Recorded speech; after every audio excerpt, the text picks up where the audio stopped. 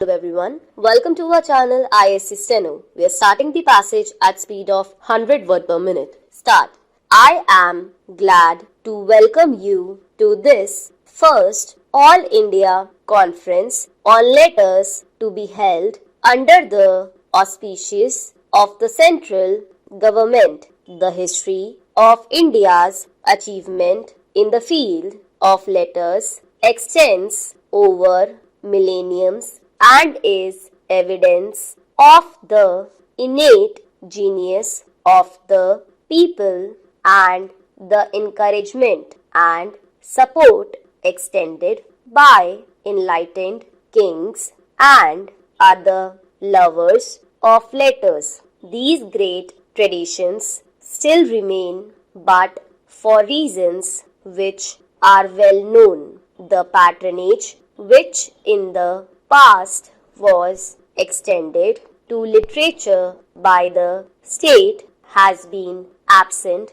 ever since India lost her independence. Now that India is free, it is imperative that we try to make up for the lost ground and create conditions in which our languages can develop their innate potentialities and contribute to the heritage of the world. I may briefly refer to the proposal which was put forward over 5 years ago by the Asiatic Society of Bengal for the establishment of a national cultural trust. This was to be charged with the task of stimulating and promoting the culture of the country in all its aspects. The society proposed that the trust should function as an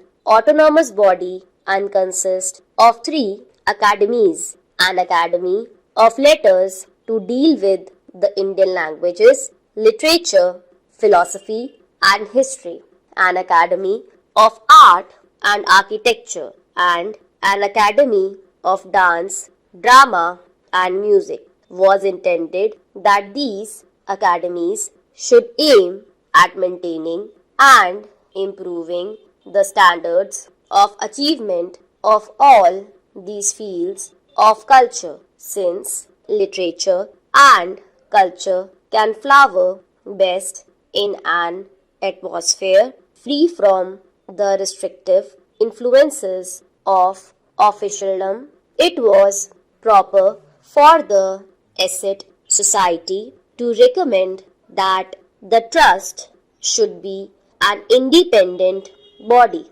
predominantly non-official of its composition, and operate through its own agencies in order to give greater freedom to the trust and made to independently of annual grants from the central or provincial governments. The society also proposed that an endowment of 4 crores of rupees should be created. The proposals were referred to the Central Advisory Board of Education, which asked one of its committees to examine them.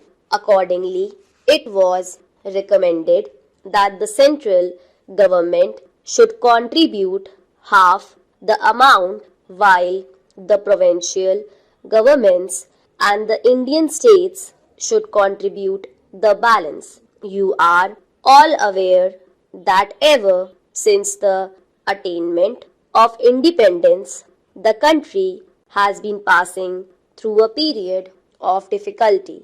As you know, the financial difficulties still continue, and this is not certain when the government will be in a position to carry out its program in respect of the trust. Nevertheless, a beginning has been made, and an All India Conference on Art was held at Calcutta in August 1949, as a result of which an advisory body on art was set up. We have decided to hold the conferences on letters and on dance, drama, and music during the current year, so that the advisory bodies for these subjects may also be set up without further delay.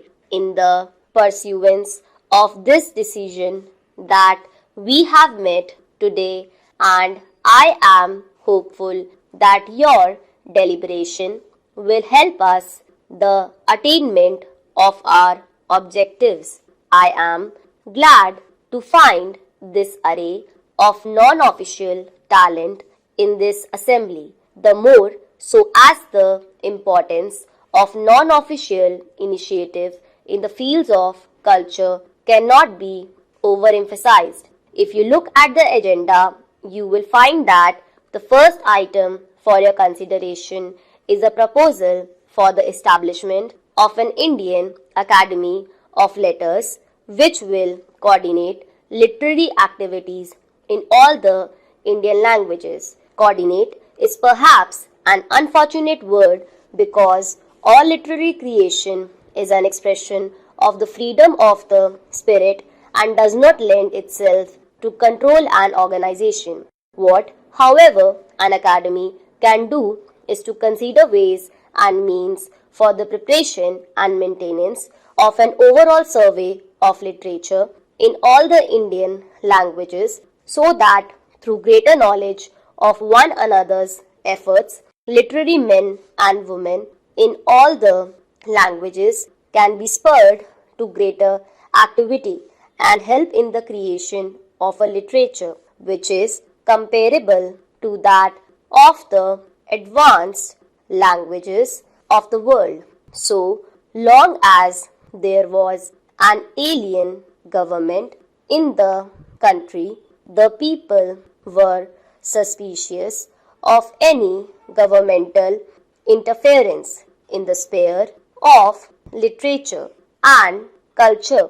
This was natural, for the people feared that such interference would have political implications. Today, with the establishment of a national government, there need be no such political fears, and some people, in fact, expect the government to be entirely responsible for the development of our languages. I would, however, like to state that even a national government cannot and should not be expected to develop literature and culture through official orders. The government should certainly help both the material assistance and by creating an atmosphere which is congenial to cultural activities, but the main work of the development